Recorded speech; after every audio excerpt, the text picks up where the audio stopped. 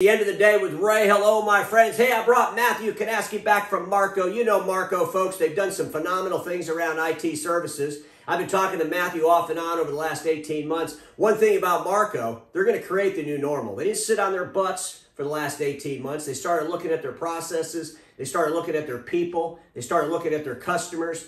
And they started to build that new future. Matthew, how are you doing, man? We're coming back to life. Everybody's getting back out in the marketplace. Hooray for that. You know, how's it going up there at Marco Land? You know, it's going excellent. We're back. We're back in the offices, and that's a really exciting thing to say.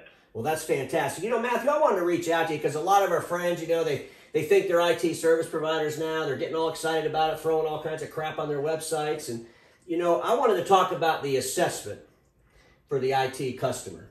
Because if you're giving away an assessment, if you have on your website, we're going to give you a full-blown IT assessment for free, then you're not really in IT. And I want you to explain a little bit about the Marco assessment and why you guys charge for that IT assessment. Yeah, it's an interesting observation, and there's certainly a lot of activity around assessments just in the industry in general, right? And different approaches on how you want to bring them to customers. So I'll first clarify that we have a multitude of different types of assessments, whether they're security assessments, technology assessments, print assessments, and then vulnerabilities. There's different levels of assessments. But if I were to narrow that focus into our overarching technology assessment, which is probably the most impactful assessment we do, you know, that is a chargeable product in and of itself.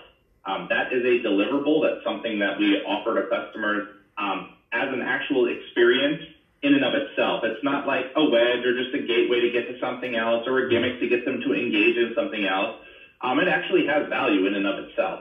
And that value really comes beyond just running tools and scans and getting a bunch of data and throwing over a 100-page report.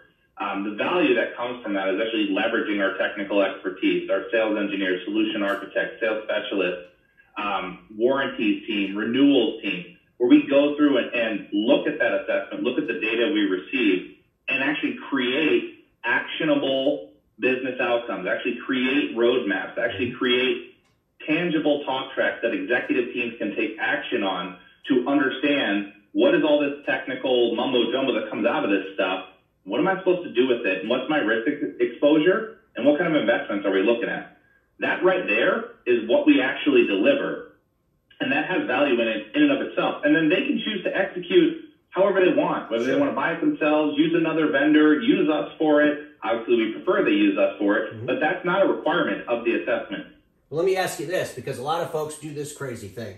Let's go in and do this assessment. Let's hire these really expensive people on our payroll to help us do the assessment. We'll come up with a price. We'll get the customer to pay it. But the only reason they paid it because we told them if they buy from us, we'll give them a discount or we'll waive the assessment fee. Do you guys waive the assessment? Sounds like you don't. It sounds like you told me it was its own deliverable. So just clarify that a little bit. Yeah, we don't. Okay. It's not a wedge. It's not a lever towards another solution. I mean, it obviously can lead down that path when done correctly. And when we present the value that we do, that's a logical next step. Sure. The customer comes to the same conclusion that we do. But again, the assessment itself is a deliverable. It's a whole sales cycle. It's a whole scheduled event. I mean, there's a myriad of meetings that we have around just that. Before we even get into talking about managed IT or phone systems or subscription renewals or cloud, any of that. And we're oftentimes doing them now where customers have existing MSPs and they're kind of spot checking where they're at before they do their next renewal. Yep. No, it's great. And I know, you know, me and Milton were doing that. Milton still does that today, and that is its own deliverable, and it probably contributes to your success, and I know it contributes to Milton's success as well. So let me ask you some sales questions. You know, you had a thing, and we were talking back and forth, and you said professionalism is sliding downstream. And I thought that was an interesting saying. So I want you to explain that a little bit and your experience as we come out of the COVID, we come out of the working from home environment where all your people were doing whatever they kind of wanted at home. Hopefully you guys were managing them. I'm sure you were. To where we are today coming into the office. Share some insights. Yeah, and of course we were managing them, right? And we were well prepared to manage remotely and virtually as we kind of already operated that way. However, you know, there was a general acceptance that we all got thrown into this and we all have life challenges to navigate while managing work-life balance. And what I mean the general acceptance is, you know, dress code, your environmentals, like where you're working from, office environment, noise, distractions, time management, all of those things changed.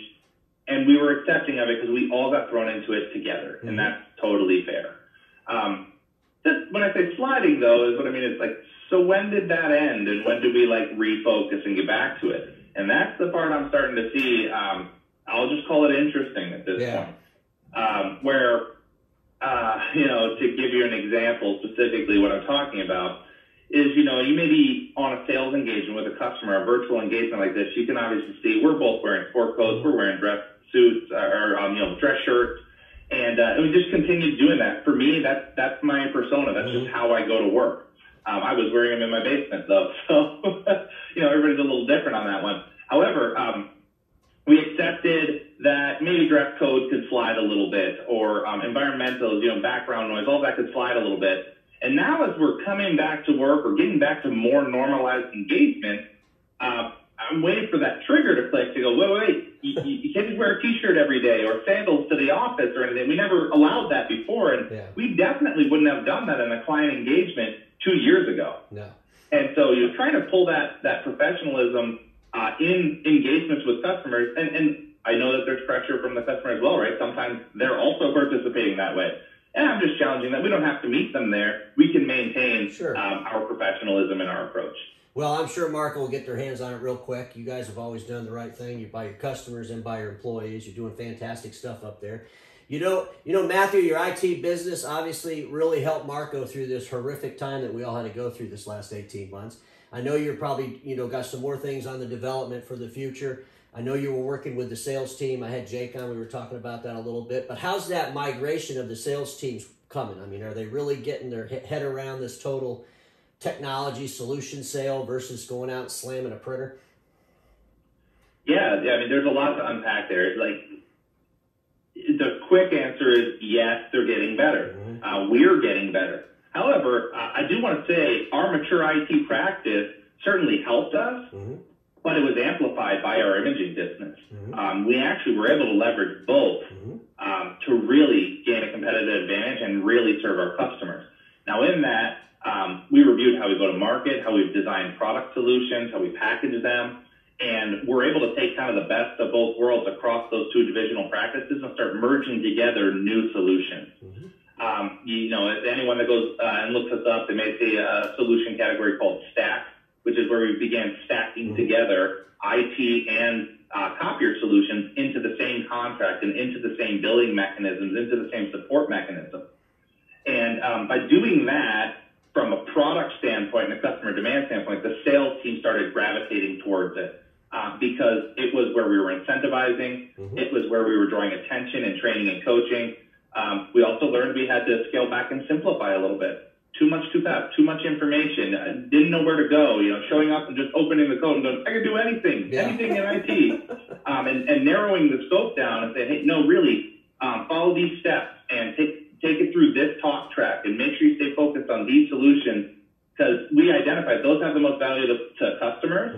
That's what they want to solve now, and that's where they need help. So it was a combination, really. Like, yes, our IT business certainly gave us an advantage because of how operationally mature it was and how developed it was. But we were really able to capitalize on that because of our active customer base on the imaging channel. Well, and that's something the dealers have to really pay attention to now, especially as the volumes continue to decline. Capitalize as much of that money as you can so you can start pivoting and transitioning. It's always great having you on, Matthew. You guys are doing fantastic things up there. I'm going to do an episode with you and really focus on that stack one time. I think that'd be interesting because I did see that. I've been reading a lot about that. You guys are doing a pretty good job with that. So it'll be interesting to see how the sales team progresses in selling those different stacks.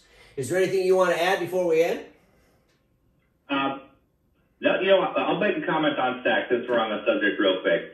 By migrating that focus, and truthfully calling it something different and creating more depth to it, right? Gaining customer engagement. We amplified sales 5x on that solution. Now, the little trick behind that is that solution's actually existed for over 2 years, but sometimes you reskin it and, you put the right marketing effort and the right talk track behind it, you really see the acceleration. We don't have to go deeper than that right now. Maybe we do it in a future session, but that really made a difference for us. Well, sometimes even just fresh eyes. Sometimes a team blowing stuff up and saying, let's rebuild it, really helps. And I think you guys do that when you need to do it, which is a great thing. Matthew, it's great having you on because we all know this. Status quo is the killer of all that'll be invented. Don't get stuck in status quo. We'll see you all tomorrow.